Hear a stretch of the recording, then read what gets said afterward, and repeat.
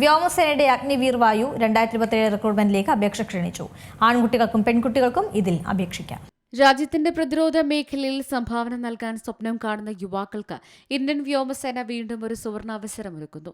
അഗ്നിപത് സ്കീമിന് കീഴിലുള്ള അഗ്നിവീർ വായു 2027 ആദ്യഘട്ട തെരഞ്ഞെടുപ്പിലേക്ക് അപേക്ഷ ക്ഷണിക്കുന്നു. ഇന്ത്യൻ എയർഫോഴ്സ് അവിവാഹിതരായ പുരുഷന്മാരിൽ നിന്നും സ്ത്രീകളിൽ നിന്നുമാണ് അപേക്ഷ സ്വീകരിക്കുന്നത്. 4 വർഷത്തെ ഹ്രസ്വകാല സേവനത്തിനായാണ് ഈ റിക്രൂട്ട്മെന്റ് നടത്തുന്നത്.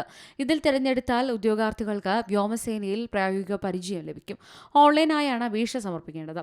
രജിസ്ട്രേഷൻ 2026 ഫെബ്രുവരി 12 രാവിലെ 11 മണിക്ക് ആരംഭിച്ചത് 2026 ഫെബ്രുവരി 1 രാത്രി 11 മണി വരെ തുടരും. താൽപര്യമുള്ള ഉദ്യോഗാർത്ഥികൾക്ക് iafrecruitment.edcl.coin.in എന്ന ഔദ്യോഗിക വെബ്സൈറ്റ് വഴി മാത്രമേ അപേക്ഷിക്കാൻ കഴിയൂ. അപേക്ഷാ സമയപരിധി കഴിഞ്ഞാൽ ഒരു കാലാവധിയും നീട്ടില്ലെന്ന് വ്യോമസേന വ്യക്തമാക്കി.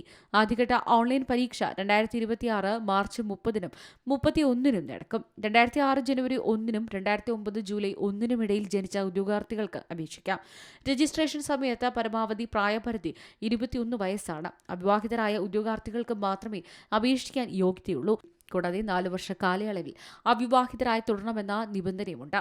വിദ്യാഭ്യാസ യോഗ്യതകളെ സംബന്ധിച്ചിടത്തോളം സയൻസ് സ്ട്രീമിൽ നിന്ന് അപേക്ഷിക്കുന്ന ഉദ്യോഗാർത്ഥികൾ 12ാം ക്ലാസ്സിൽ ഫിസിക്സ്, മാത്തമാറ്റിക്സ്, ഇംഗ്ലീഷ് എന്നീ വിഷയങ്ങൾക്ക് കുറഞ്ഞത് 50% മൊത്തം മാർക്കും ഇംഗ്ലീഷിന് 50% മാർക്കും നേടിയിരിക്കണം.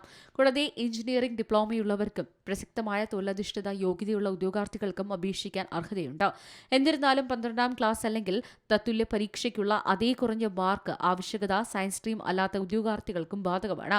അഗ്നിവീർ വായുവിൽ നിന്ന് തെരഞ്ഞെടുക്കപ്പെടുന്ന ഉദ്യോഗാർത്ഥികൾക്ക് തുടക്കത്തിൽ പ്രതിമാസം 30,000 ശമ്പളം ലഭിക്കും.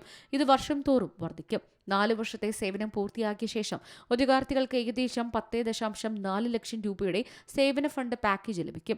ഓരോ ബാച്ചിലെയും അഗ്നിവീർ വായുവിൽ നിന്ന് നിയമിക്കപ്പെടുന്നവരിൽ പരമാവധി 25% പേർക്ക് അവരുടെ പ്രകടനവും സംഘടനാ ആവശ്യങ്ങളും അടിസ്ഥാനമാക്കി റെഗുലർ കേഡറിൽ ഉൾപ്പെടുത്താൻ അർഹതയുണ്ടാകുമെന്നും വ്യോമസേന വ്യക്തമാക്കിയിട്ടുണ്ട്.